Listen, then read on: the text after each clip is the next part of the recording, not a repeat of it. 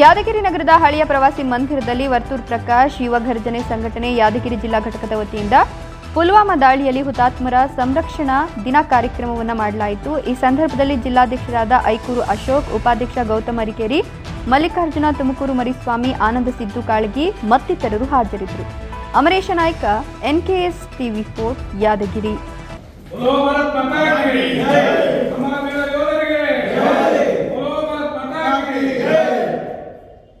ಯಾದಗಿರಿ ನಗರದಲ್ಲಿ ವರ್ತೂರ್ ಪ್ರಕಾಶ್ ಯುವ ಘರ್ಜನೆ ಸಂಘಟನೆ ವತಿಯಿಂದ ಪುಲ್ವಾಮಾ ದಾಳಿಯಲ್ಲಿ ವೀರಮರಣವನ್ನು ಹೊಂದಿರತಕ್ಕಂಥ ಯೋಧರಿಗೆ ಇವತ್ತು ಒಂದು ಅಭಿನಂದನೆಯನ್ನು ಸಲ್ಲಿಸ್ತಕ್ಕಂಥ ಕಾರ್ಯಕ್ರಮವನ್ನು ಮಾನ್ಯ ಅಧ್ಯಕ್ಷರು ಅಶೋಕ್ ಐಕೂರ್ ಅವರ ನೇತೃತ್ವದಲ್ಲಿ ಇಂದು ಚಾಲನೆಯನ್ನು ಮಾಡಿದ್ದೇವೆ. ಅದೇ ರೀತಿಯಾಗಿ ಈ ದೇಶಕ್ಕೆ ನಾವು ಮಾನವರಾಗಿ ಹುಟ್ಟಿದ ಮೇಲೆ ಏನಾದರೂ ಒಂದು ಕೊಡುಗೆಯನ್ನು ಕೊಡಬೇಕಾದ್ರೆ ಒಂದು ನಮ್ಮ ಮಕ್ಕಳಾಗಲಿ ಮುಂಬರುವ ದಿನಗಳಲ್ಲಿ ಅವರಿಗೆ ಒಂದು ಯೋಧರನ್ನಾಗಿ ಮಾಡಿ ದೇಶಕ್ಕೆ ಒಂದು ಹೆಸರು, ನಾಡಿಗೆ ಒಂದು ಹೆಸರು ತರುವಂಥ ರೀತಿಯಲ್ಲಿ ನಾವೆಲ್ಲರೂ ಬೆಳೆಸೋಣ.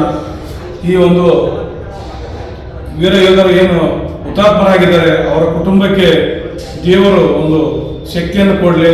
ಮತ್ತು ಆಮೇಲೆ ಅವರು ಯಾವಾಗಲೂ ಅಜರಾಮರಾಗಿರ್ತಾರೆ. ಸೂರ್ಯಚಂದ್ರ ಇರುವವರೆಗೂ ಕೂಡ ಯೋಧರು ನಮ್ಮ ಜೊತೆಯಲ್ಲಿ ಇರ್ತಾರೆ ಅಂತಕ್ಕಂಥ ಮಾತನ್ನು ನಾನು ಈ ಸಂದರ್ಭದಲ್ಲಿ ಹೇಳಿಕೊಂಡು